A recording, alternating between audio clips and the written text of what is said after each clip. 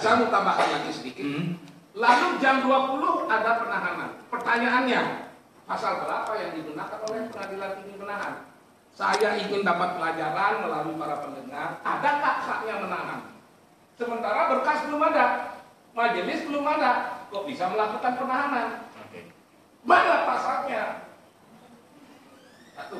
Kedua, jika memang ketua pengadilan tinggi bisa menahan tanpa berkas, tanpa majelis, boleh dong melakukan penggunaan oleh pejabat yang sama. Tapi sekarang kenyataannya kan ketua pengadilan tinggi nggak berani menangani permohonan kami.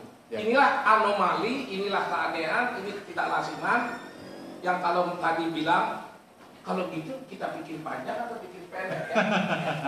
Kalau saya sih boleh. Tergantung Pak Ihsan ya. Pak Ihsan, bantulah negeri ini, bangsa ini biar tidak gaduh. Bikin pendek saja ini kalau bisa. Tapi kalau Ahok diperlakukan nggak adil, ini nggak pernah berhenti, panjang jalannya. Apa kita mau berlama-lama terus ngurusin perkara ini? Saya coba ke Bang Ihsan. Terima kasih. Bang Ihsan, ini kalau saya berusaha mencarikan dari Bang Wayan itu karena Bang Ihsan bikin panjang ya kita nggak kelar-kelar juga nih urusan ini, masih nggak kelar-kelar gaduhnya. Bang Ihsan mengomentari masalah itu bagaimana? Ya, tentu kalau berbicara dengan Bung Wayan, saudara kita ini luar biasa. Dan satu-satunya tim pengacara Pak Ahok yang bersemangat dari awal hingga akhir beliau. Ini yang apresiat banget. Gitu. Yang lain bagaimana? Yang lain kelihatannya sudah kendor semangat. Tinggal Bang Wayan aja masih kencang. Tapi alhamdulillah Bung Wayan hari ini bersemangat bagaimana memperbaiki hukum kita ke depan, termasuk ya mereview putusan dan sebagainya. Ini saya salah satu indikator bahwa kesemangatan saudara kita Bung Wayan dan teman-teman yang hadir di sini, saya sapa semua ini adalah rangka bagaimana menegakkan keutuhan bangsa kita, ya kan? Namun saya coba ingin membuat beberapa poin ya kepada semua pendengar. Tentu yang pertama kita hargai ya sebagai umat beragama ya, sebagai anak bangsa dan sebagai bangsa Indonesia yang mempunyai budaya hukum, yang mempunyai perilaku hukum yang baik terhadap putusan pengadilan. Apapun putusan pengadilan itu wajib dihormati karena itu adalah fakta yang tentu saja harus kita terima, dan sejak awal memang kita sudah sepakat untuk membawa kasus ini kepada forum yang namanya pengadilan. Jadi saya kira jangan sampai ada lagi gerakan-gerakan yang menafikan atau mengecilkan peran dan arti daripada putusan, karena putusan itu sangat terbuka. Yang gerakan yang dimaksud yang mana aja tuh Bang? Nanti saya coba elaborasi ya. Kemudian yang kedua, hormati juga Pak Ahok. Pak Ahok ini kan kita lihat, kita saksikan bahwa dia adalah contoh yang baik dalam rangka taat kepada hukum. Kita coba lihat bagaimana 22 persidangan ya Bung Wayan ya. Nah, semua dihadiri beliau dan tanpa mangkir. Yang mangkir kan jaksanya tuh kembali. Ini menunjukkan betapa tinggi budaya hukum yang dibangun, yang ditunjukkan oleh Pak Ahok sebagai terdakwa saat itu. Nah, ini jangan lagi kemudian para pendukungnya, para penganutnya ya, ini malah membuat terhadap Pak Ahok, seolah-olah Pak Ahok sedang melakukan aksi menolak sebuah pencitraan yang tidak baik. Menolak Pak. Cara menolaknya mungkin berbeda-beda. Pak Ahok menolak. Beliau melawan dengan cara upaya hukum yang terbuka, yaitu banding, dan bahkan sampai nanti kalau itu forumnya terbuka dan diizinkan dan luas-luasnya. Saya kira Pak Wayan, jadi jangan sampai ini kemudian oleh pendukungnya menjadi persoalan yang mengarah, kalau saya katakan menjurus ke radikal. Ya, sebelum saya berbicara radikal, poin yang ketiga yaitu tidak ada kaitannya dengan urusan ya, ataukah HAM ataukah yang lain. Karena apa? Pak Ahok kena delik terhadap dirinya sendiri yang di dalam hukum Pak Wayan paham namanya personal law. Ini adalah melekat pada dirinya.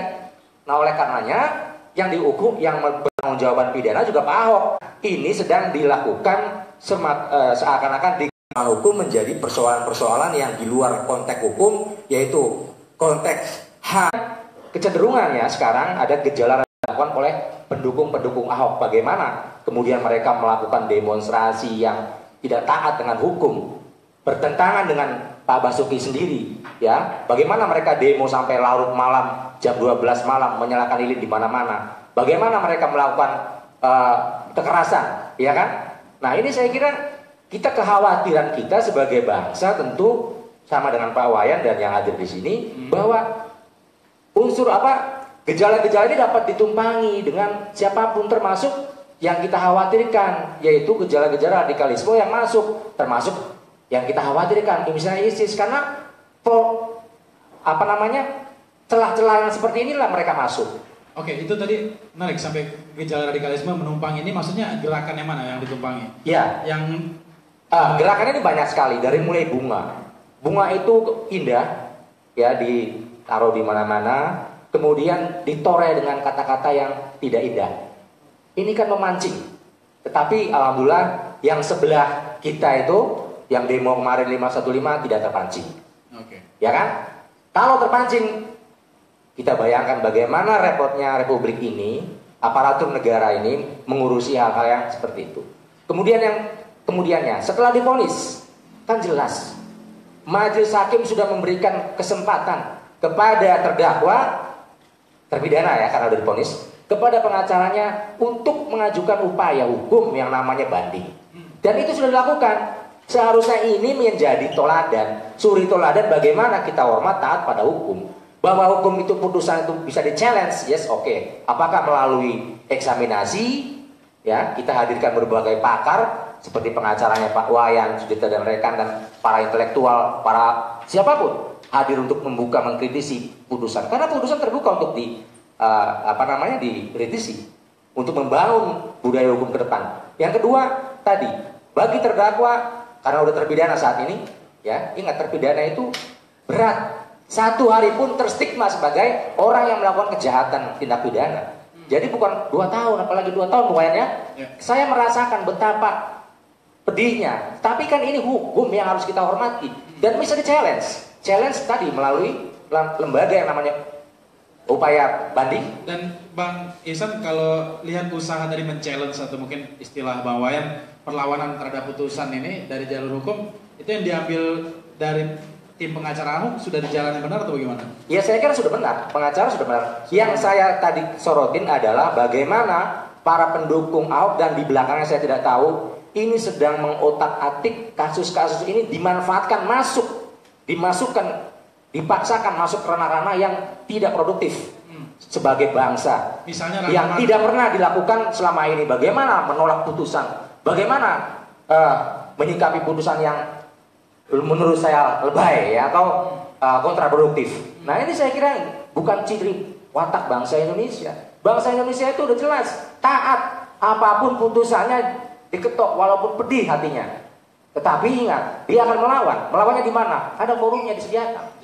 Jalur hukum yaitu upaya. Nah ini saya kira. Dan sebentar, radikalisme ini saya wanti-wanti karena semua juga kita sepakat bagaimana susahnya merawat bangsa ini. Dan Indonesia ini sedang jadi spektrum dunia, jadi sorotan dunia. Kenapa? Karena satu, Indonesia adalah negara dengan muslim terbesar di dunia dan sangat demokratis. Itu satu. Yang kedua, Indonesia terlihat mempunyai karakter dan ciri yang berbeda dengan negara lain dimanapun. Bayangin, ada aspirasi atau ekspresi yang dilakukan oleh anak bangsa berjuta-juta turun dalam suatu titik, tapi tidak ada kerusakan, tidak ada sesuatu hal yang, dan itu bahkan indah terlihat. Nah ini nggak bisa dilihat oleh dunia lain, apalagi Timur Tengah. Nah satu-satunya sentral negara di dunia ini yang cool, damai, demokratis dan sekaligus the people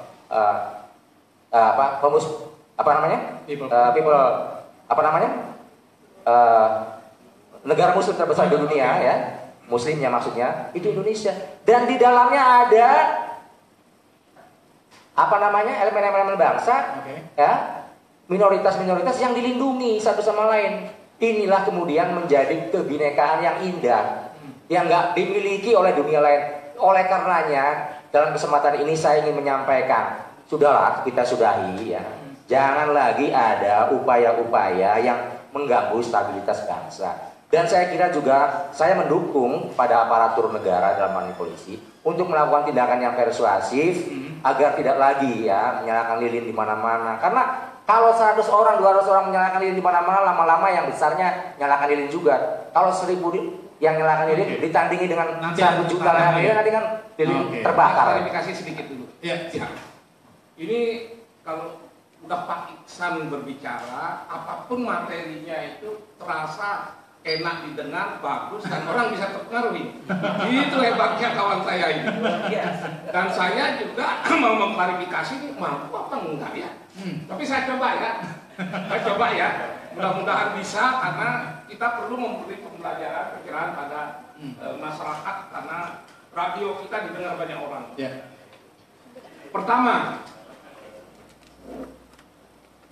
jika Pak Iksan dari dulu berteriak jangan rame-rame sejak belum ditetapkan tersangka Ahok, ini masalah tidak akan berkepanjangan.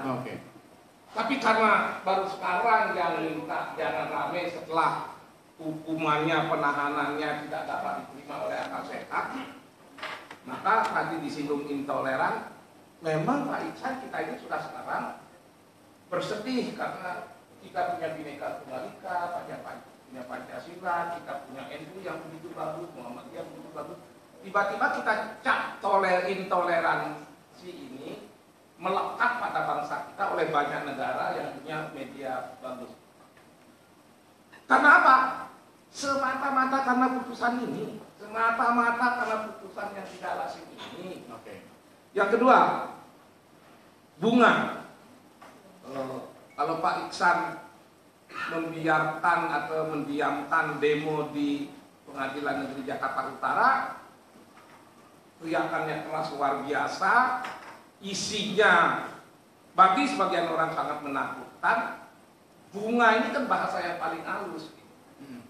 Mereka berteriak nggak mau pakai bunga.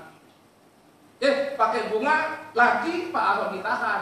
Padahal dia sudah jadi tersangka, dia nurut dalam pengertian tidak melawan. Kalah gubernur sudah, ya sudah. Mereka kan baru ribut kalau rakyat teraniaya. Ini yang terakhir ini kan karena penahanannya sulit dicarikan akal sehat dan pasal-pasal kuhap. Makanya mereka seperti ini. Gitu. Saya sebenarnya senang karena satu kesepakatan kita dengan Pak Iksan. Yuk kita sudahi keramaian ini. Tapi keramaian ini tetap seperti ini kalau keadilannya tidak segera diwujudkan bersama-sama oleh kita semua, saya dengan Pak Iksan, agar masyarakat menjadi tentram. Karena sekali lagi, selama putusan ini tidak adil, selama Pak Ahok ini mendapat ketidakadilan, pastilah mereka riuh, pasti mereka ribut. Bang Wayan, saya jadi ingat, ini 3 minggu lalu kita narasumbernya salah satunya Bang Iksan juga, tapi salah satunya dari Ahok itu Bang Tommy Sihotam. Bang Tommy Sihotam waktu itu juga bilang, peace lah, kita sudah mungkin damai saja lah sebelum putusan. Sekarang Bang Wayan juga mengatakan kalau jangan diperpanjang lagi. Nanti kita bahas lagi apakah memang bisa itu diperpendek biar kita nggak panjang-panjang ini. Kalau adil pasti bisa diperpendek. Kalau tidak adil itu dirasakan semua pihak, semua akan bergerak. Oke, kita akan bahas itu setelah jeda berikut ini.